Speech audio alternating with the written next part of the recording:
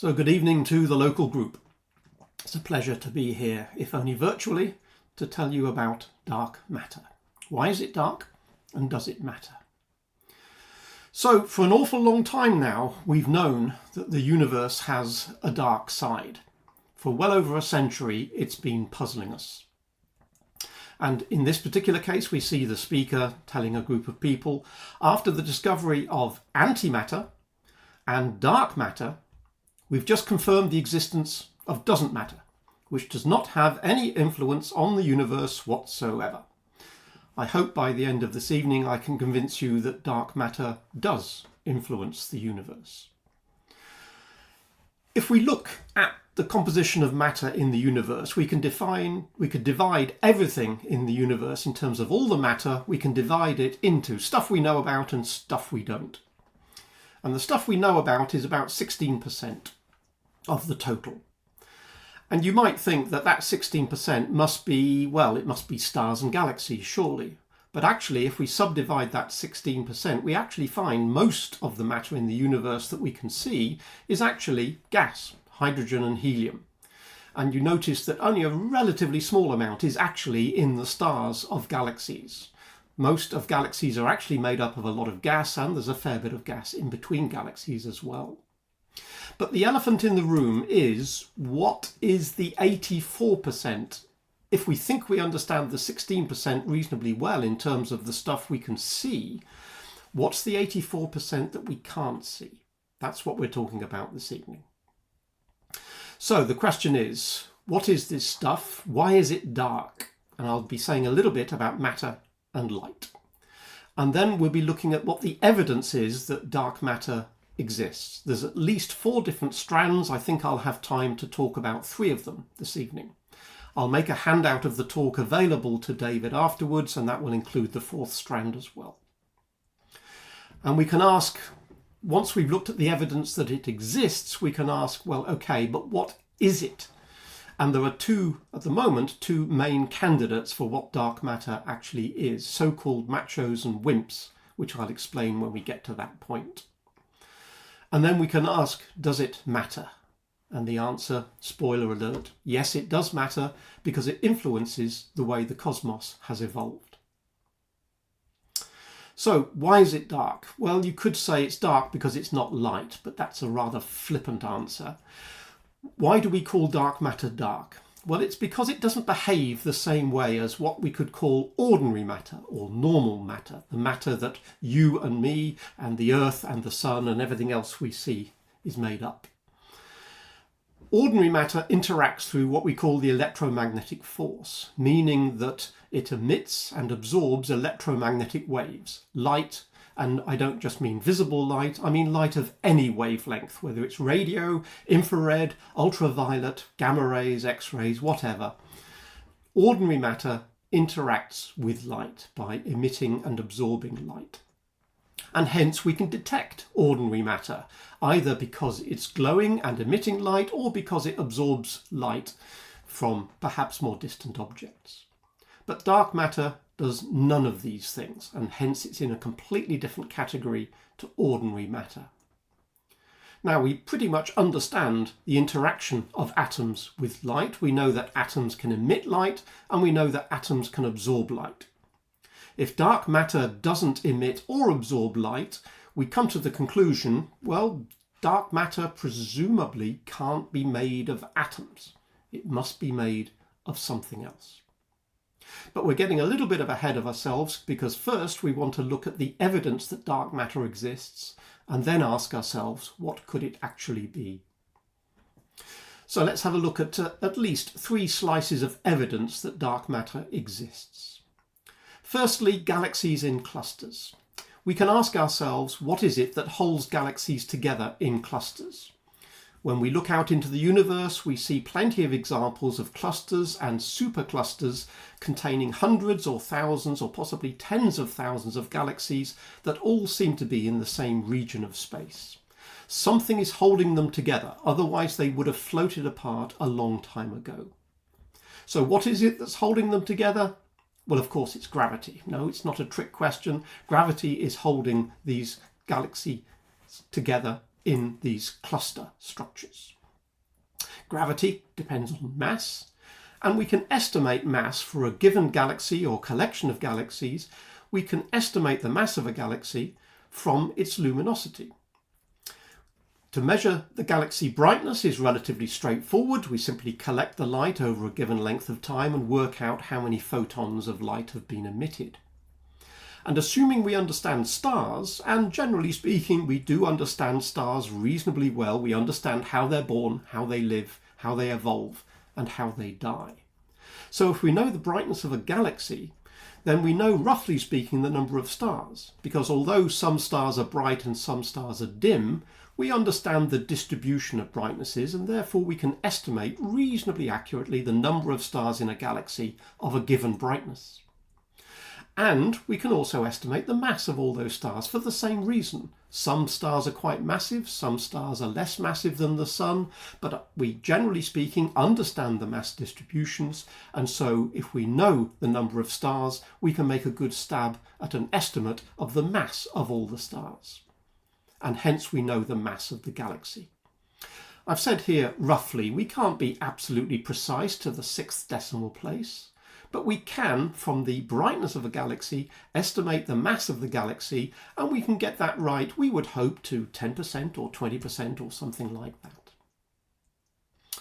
If we do this for all the galaxies in a cluster, then we can work out the total mass of the cluster. We have an estimate of the total mass, and hence the total gravity that that particular cluster ought to be pulling on all of its component galaxies. But for over 100 years, or approximately 100 years, we've known that there's a problem with galaxy clusters.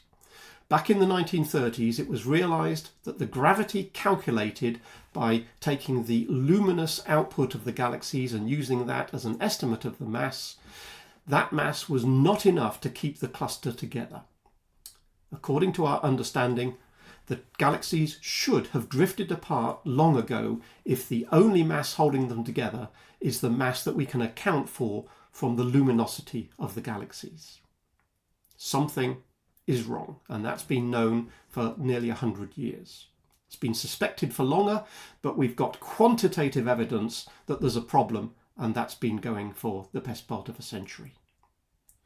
Using the luminosity to find the mass seems to be a perfectly sensible thing to do, but it underestimates the actual mass that's there holding these galaxies together. And it's not just wrong by 10% or 20%, it's wrong by a factor of 2, or a factor of 3, or a factor of 5, or more. It's wrong by a huge amount. Here's a sentence that's going to crop up more than once.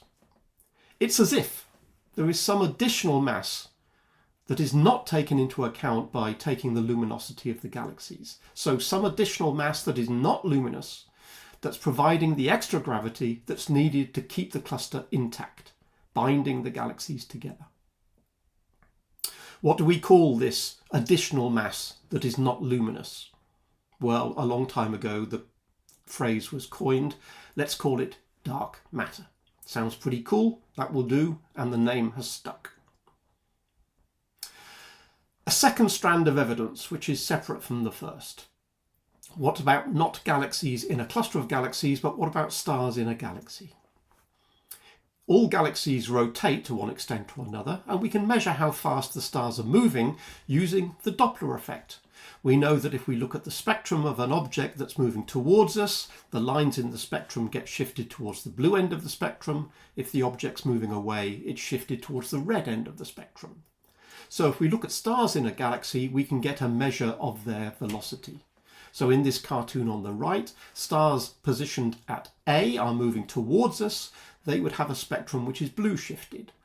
Stars in the position labelled C would be moving away from us, and they would have a spectrum that is red shifted.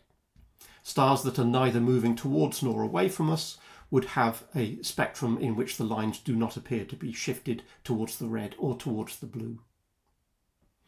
So if we do that for a galaxy, what do we find? Well, we don't choose a galaxy which is face on, because most of these stars in a galaxy like this would be moving in the plane of the disk of the galaxy. In other words, neither moving towards nor away from us. So they would not have a significant shift to the blue or the red. It would be difficult to find their speed. Edge on, ideal, because the stars are either moving towards us or away from us. However, you notice that in this particular case we can see that there is a substantial amount of dust in the actual plane of the disk galaxy itself, and that obscures the light from a lot of stars, making it difficult to pick up their spectra. So absolute edge on is not good either. Face on, they're not moving the right way. Edge on, we can't see them too well. So we would pick a galaxy at a jaunty angle, which is neither face on nor edge on, and then we would have a chance of picking up whether the star's spectra are blue shifted or red shifted. And that's not supposed to indicate their actual colour, that's just an indication, a cartoon, showing that some stars will be blue shifted, some stars will be red shifted, and there'll be a number of stars that are moving, as it were, sideways on and not coming towards nor away from us, and they would not show a significant shift. But we can use the Doppler shift to get an idea of velocities.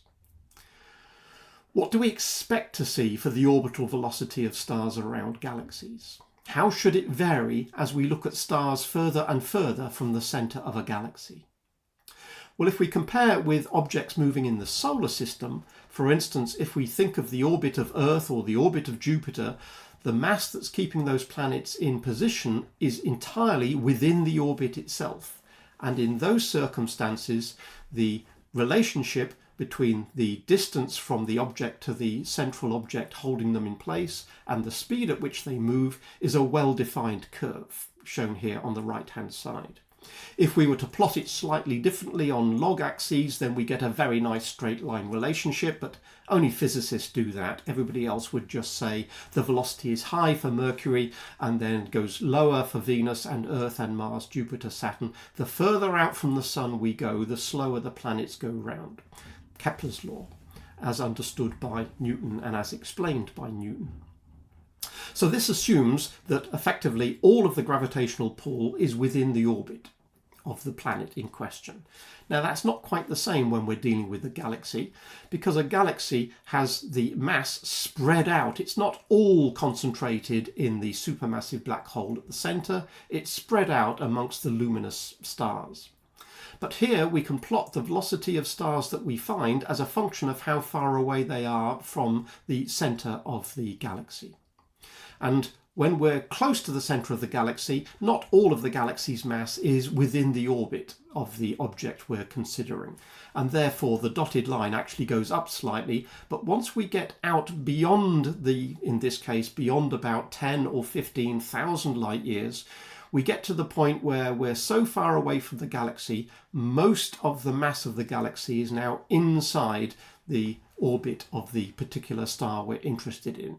And we would expect the velocity of those stars to follow the dotted line and get smaller and smaller as we go further and further away from the centre of the galaxy. So the question is, what do we actually see? If we make observations, then stars close to the centre, the speed does indeed go up as we would expect.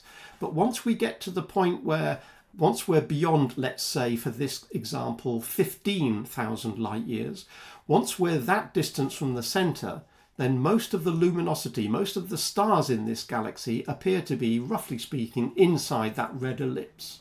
So once we go beyond this point, we would expect the velocity to start coming down as per the dotted line.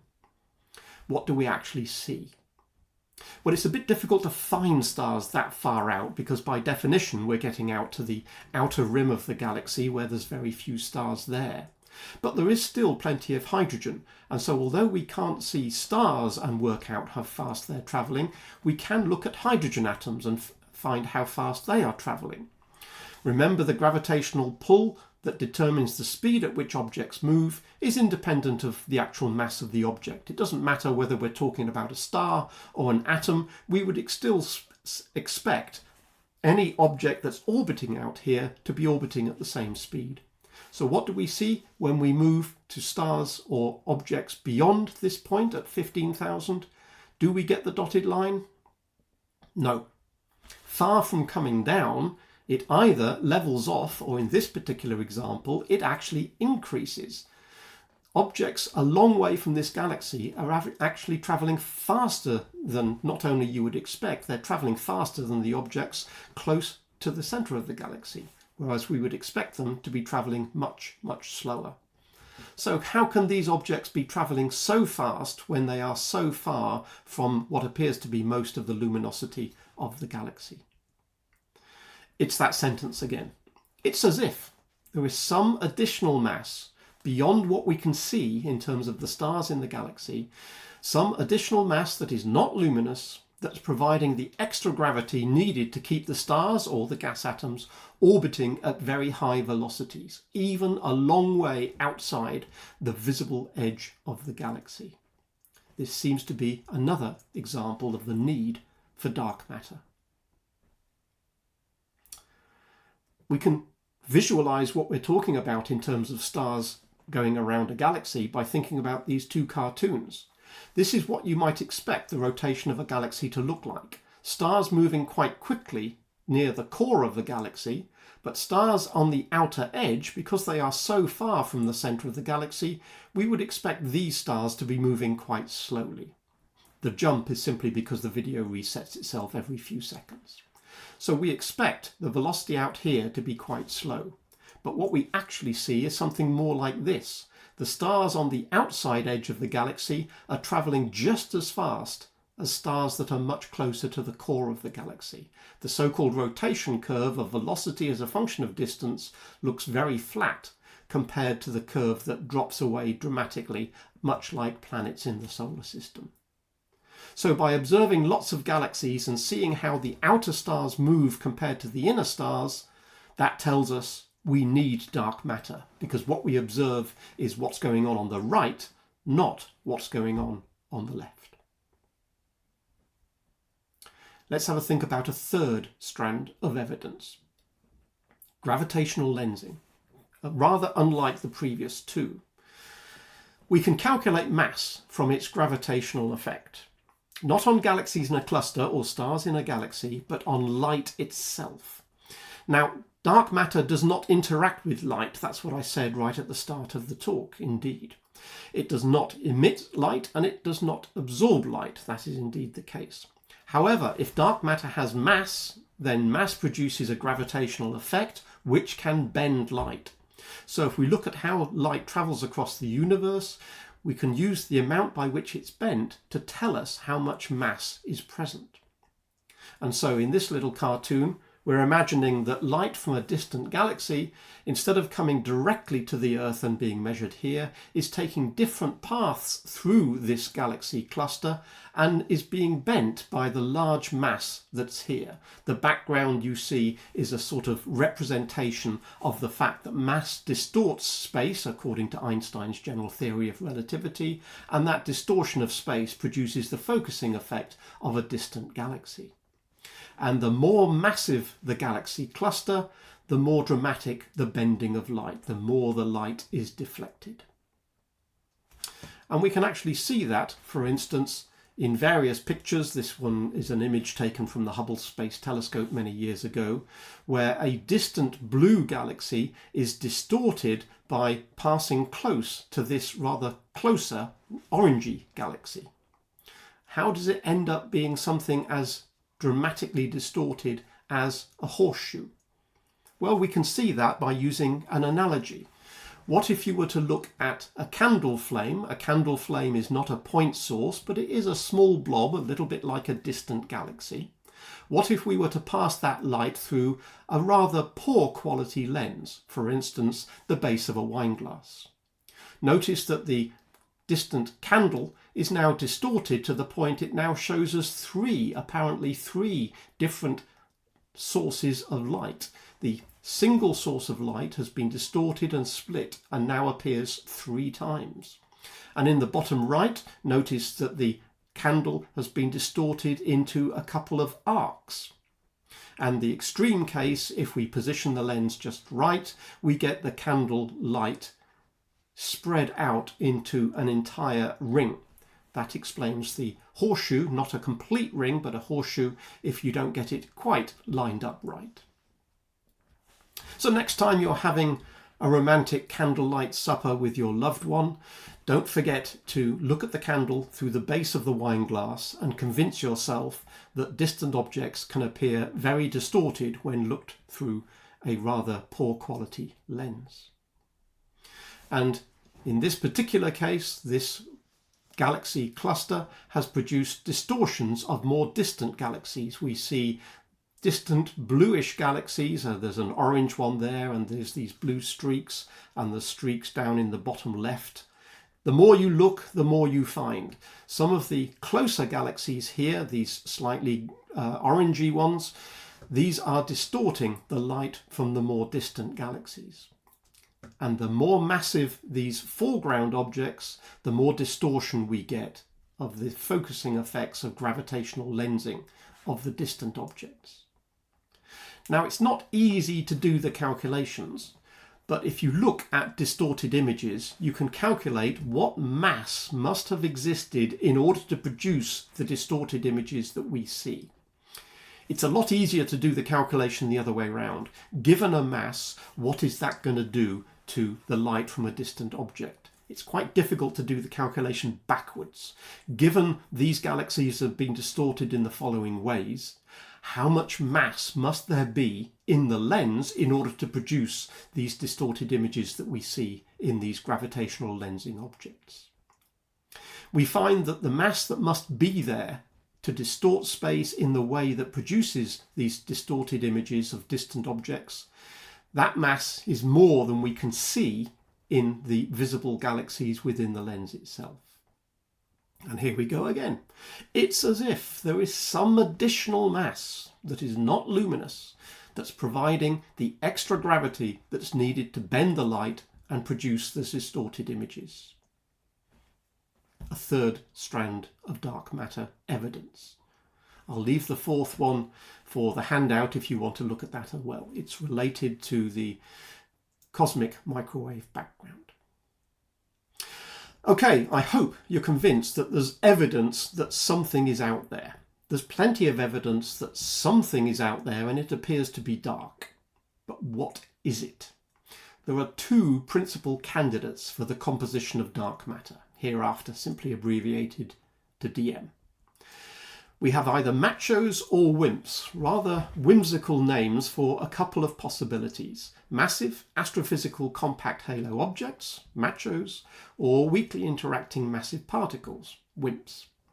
I think WIMPs actually came first, but a number of physicists didn't like the idea of working on WIMPs because it didn't sound very macho, so they effectively reverse engineered the macho acronym and then started looking at these. So let's have a look at what those two acronyms actually stand for.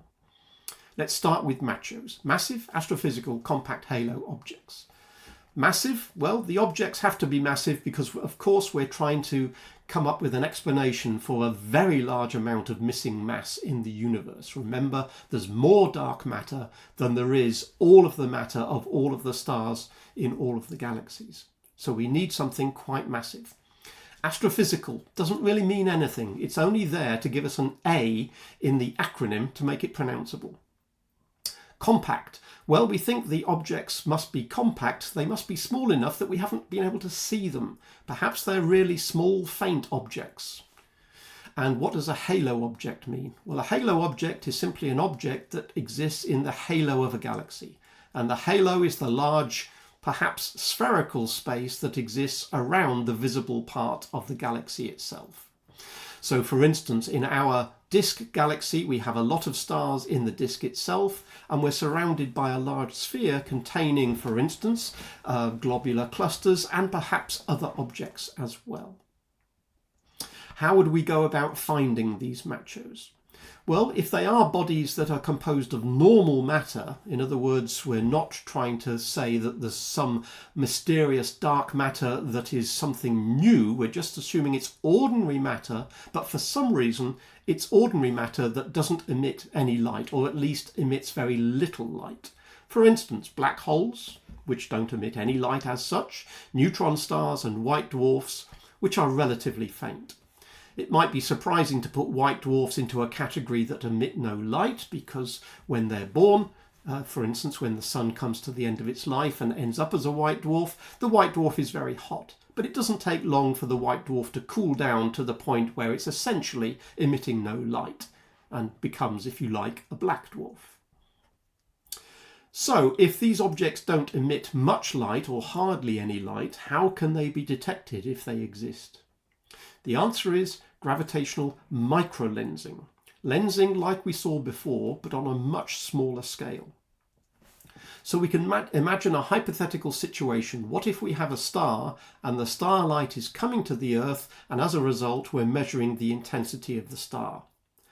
What if there was a compact object, like a black hole for instance, that happened to wander into the line of sight between us and the more distant star? What would happen as that black hole got closer and closer to the line of sight between the star and the Earth? Well, at some point that black hole would lens some of the light coming from the star, which means there would be a brightening because of the focusing effect of that black hole, a brightening effect of the star, and it would for a little while appear rather brighter, a so-called microlensed image. And if this black hole was simply drifting through space, then eventually it would move away from this line between the star and the Earth, and the star would go back to its original brightness.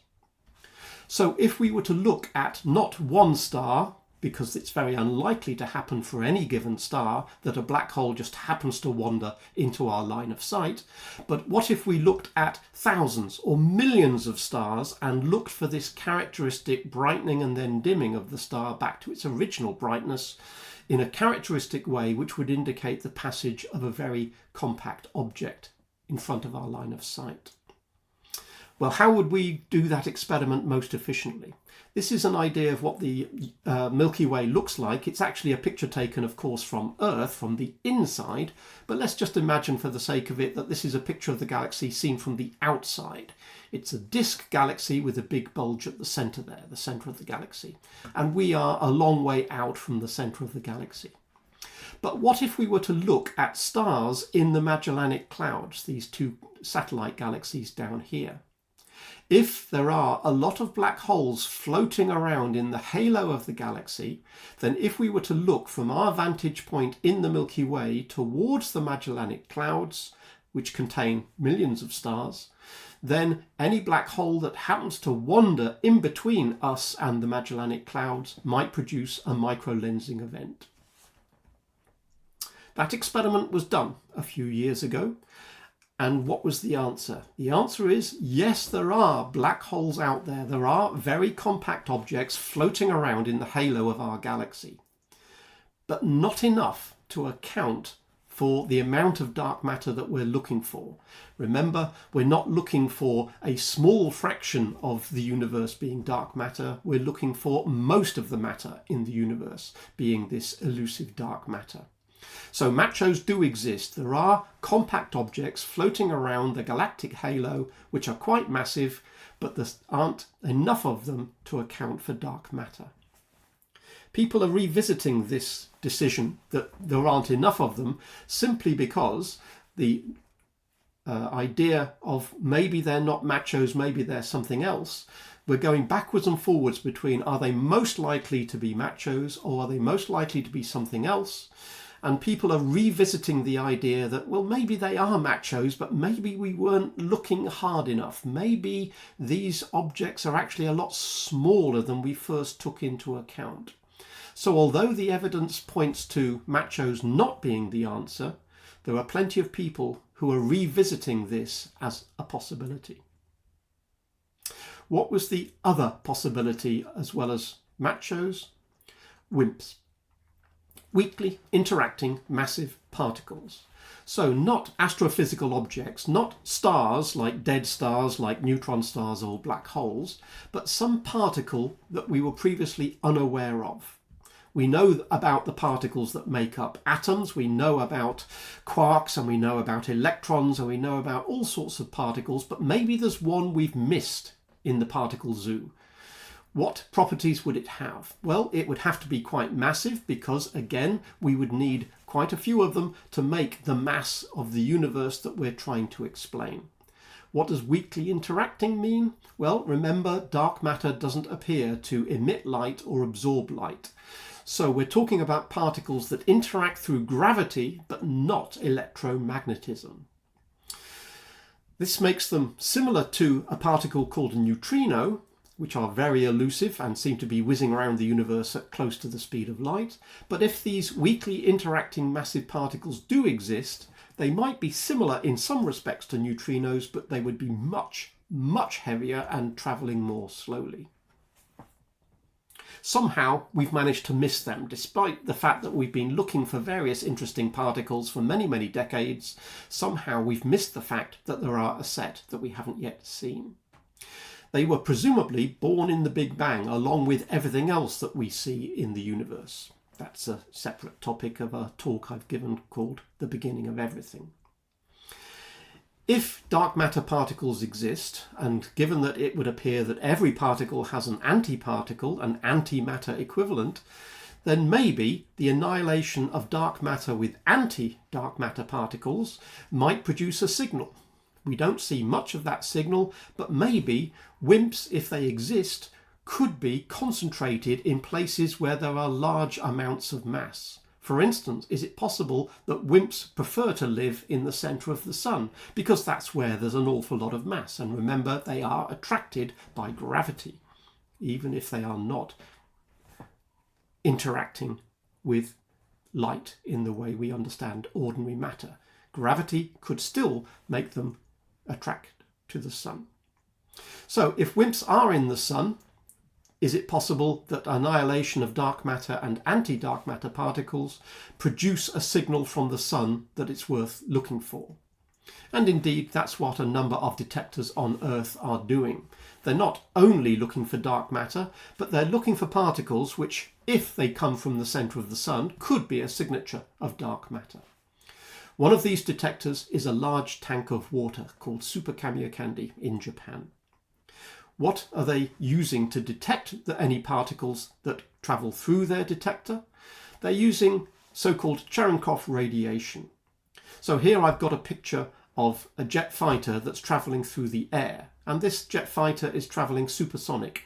The aircraft is travelling through the air faster than sound can travel through the air, and as a result it produces sonic shock waves. Cherenkov radiation is the optical analogue, if you like, of the same thing. If a particle travels through a medium, such as water, faster than light can travel through the water, then we get the optical equivalent of a sonic boom. We get a blue glow. That's the characteristic of Cherenkov radiation. And here is the glow around a nuclear reactor, where the particles being produced are travelling through the water faster than light can travel through the water, and we get a characteristic blue glow. So in the water tank underground, we're looking for the characteristic blue flash of a particle travelling through the water faster than light can travel through the water. It's a large tank, and all around the inner surface of the tank are a large number of photodetectors. Here you get an idea of what the tank looks like when it's been partially drained of water. If you're having trouble working out what that thing in the middle is, that's two men in a dinghy. So you can see there are an awful lot of photodetectors lining the floor and the walls, and the same as the top as well. Many, many, many thousands of photodetectors, all looking for this characteristic blue flash. Each of the photodetectors is somewhat larger than a basketball, and if a lot of them fire at the same time, we can get an idea of the direction that the particle came through the tank. And then if we watch for long enough, maybe a few years, we get an indication of whether a lot of these particles are coming, for instance, from the sun rather than somewhere else in the solar system or somewhere else in the galaxy. Another experiment which is doing something similar is at the South Pole, the so-called Ice Cube project. There's the laboratory sitting on top of the Antarctic ice cap, but that's not where they're measuring the particles. They're measuring the particles in the ice itself. In other words, just like you get a blue flash if particles travel through water faster than light, it doesn't really matter whether the water is frozen or not, you get the same effect in ice. And so they have a lot of photodetectors. They are so close together, they are effectively all a string of pearls on these vertical lines. And the ice cube is a 1 kilometre cube sitting well below the ice cap there. Just for scale, because it's very difficult to see what's going on. The scale, there's the Eiffel Tower to the same scale. It is literally 1 cubic kilometre of ice that's been instrumented such that any particle that travels through the ice will produce a characteristic blue flash which is picked up by the photodetectors. We're not limited to only looking at particles that travel through water or particles that travel through ice, because as well as being concentrated in the sun, it is also possible that some of these WIMPs might be attracted to the supermassive black hole at the centre of the Milky Way, in which case it's been calculated that the dark matter annihilation would produce very energetic gamma rays, which can be seen not only by particles travelling through water and ice, but by particles that are travelling simply through the Earth's atmosphere. And there are indeed experiments that are planned to search for these as well. So remember the centre of the galaxy. Again, this is the picture of the galaxy as seen from Earth. The centre of the galaxy in this region in Sagittarius is rather poorly visible from the northern hemisphere. We would ideally want to have telescopes in the southern hemisphere if we want to see what's going on for particles coming from the centre of the galaxy. But the Cherenkov telescope array is actually in two parts. The CTA South is in the Atacama Desert, or at least it's being built. It's not complete yet. They are currently building various telescopes on La Palma in the northern hemisphere and in the Atacama Desert in the southern hemisphere.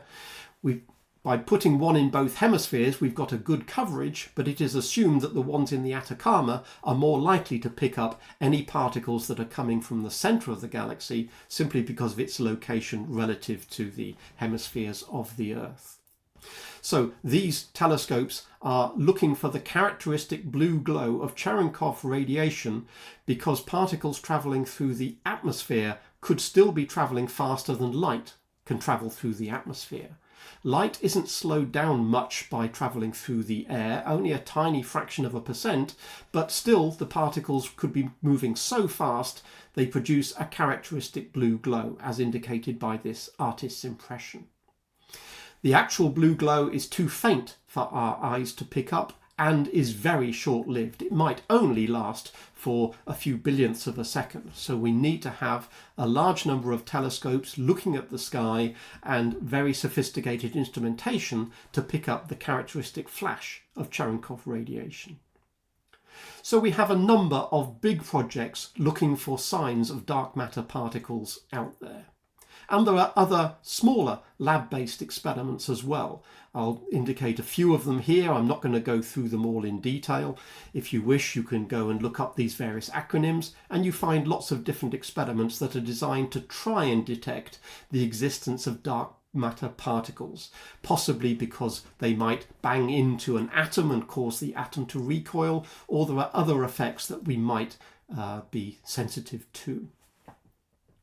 These experiments have been going for quite a while now, decades, and indeed the Large Hadron Collider has been looking for evidence of dark matter for a long time now. But so far, nothing has produced anything concrete. Yes, a lot of these experiments have produced some interesting events, but many of these events are either contradictory or have yet to be confirmed as evidence of a dark matter particle. So if we've been looking for WIMPs for a long time now and really we haven't found any, that's why some people are going back to the idea that, well, maybe these WIMPs don't exist. Maybe we have to go back to the idea of machos. Let's go back to the idea of maybe they are simply faint objects which we fail to count and account for correctly. But there's yet a third camp. There is a third possibility, not machos, not wimps. Maybe we've misunderstood how gravity works. And remember, wimps and machos are inventions for we seem to need more mass than we can account for to produce the gravity that we need. Maybe we don't need more mass. Maybe we've done the calculations wrong. Maybe we've misunderstood gravity. Einstein appears to have done a very good job of explaining gravity for the last 100 years, but maybe it needs some modifications. Perhaps we only seem to need dark matter. Maybe gravity works differently on different scales. So when we look at the scale of the universe or the scale of the galaxy or the scale of the solar system and smaller, maybe gravity works different. Newton gave us the idea of universal gravity. It's the same gravity holding the moon in orbit as it is throughout the universe. But perhaps that's wrong. Perhaps we have to have something which depends on the scale. This theory is called modified Newtonian dynamics, or MOND for short. And some people have managed to modify gravity by changing the scales on which it works, and have come up with a way of saying when we're looking at galaxies, we don't need dark matter if we modify gravity accordingly. However, if it works for stars in a galaxy, it doesn't necessarily work for galaxies in a cluster. And then it doesn't work for smaller objects like the way things happen on spatial scales similar to the solar system. Coming up with a modified Newtonian dynamics that works across all scales hasn't been proven to work too well so far. In other words, you can get it to answer some questions, but it generates even more problems if you try and make dark matter go away. So does it actually matter? What are the consequences of the existence or otherwise of dark matter? Well, simulations of the evolution of the universe since the Big Bang have managed to produce galaxy distributions similar to what we can see out there in the universe. But without dark matter in the simulations, it doesn't seem to work. In other words, the simulations only give us a universe which is recognizably similar to the one in which we live if the simulation contains dark matter. Otherwise, things don't simply clump together enough. If we imagine a very early universe, so if we imagine that everything that is currently in the observable universe is a sphere about 100 billion light years across, give or take a little bit. Everything that is in that sphere used to be a lot closer because the universe is expanding, and if we run the clock backwards, we can determine that everything that's now a long way apart used to be a lot closer together. And basically everything in the observable universe that is now scattered over billions of light years used to be separated by only centimeters, used to be the size of a golf ball. And the golf ball had dimples in it, small variations in density, which over billions of years gravity got a hold of and changed the structure from a relatively uniform mass, which in the early days was a whole load of quarks and then eventually produced a whole load of hydrogen and helium.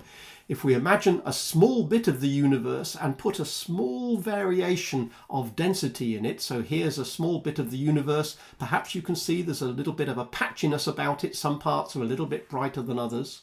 Now let's gravity take hold in our computer simulation and see what happens.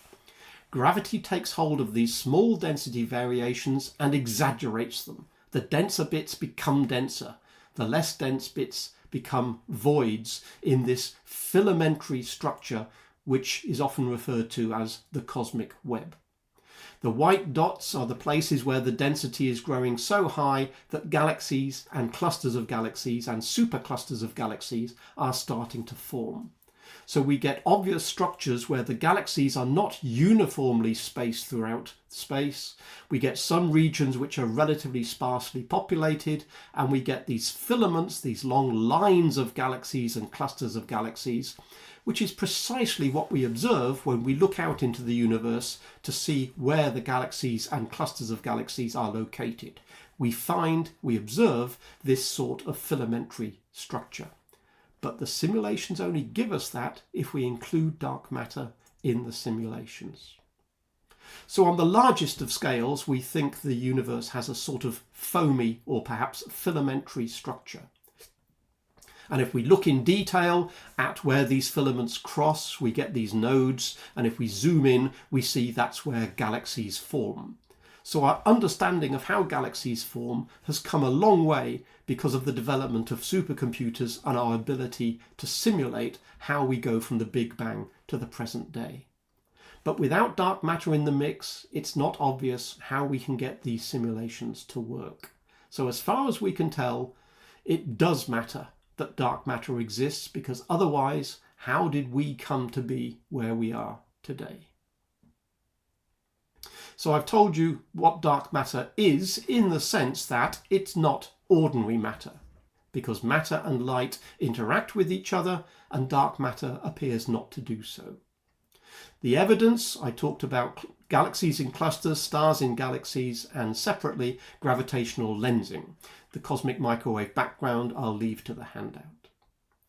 What is dark matter? Well, the bottom line is we still don't know. Some people thought it was machos, and then they went out of favour when we couldn't find enough gravitational lensing objects. So the attention turned towards WIMPs, a new type of particle which we haven't found yet. But I wrote this talk about 10 years ago, and I assumed that in a few years after that I would rewrite the talk because we would have found dark matter. But no, 10 years on, we still do not know. We still haven't found any WIMPs. And attention is returning to machos as a possibility. Are there simply more black holes than we can account for out there somewhere? Does it matter? Well, it does. If we don't take this extra mass into account, we can't understand how the universe has ended up the way it is. So that's why it's dark, and yes, it does matter. Thank you for listening.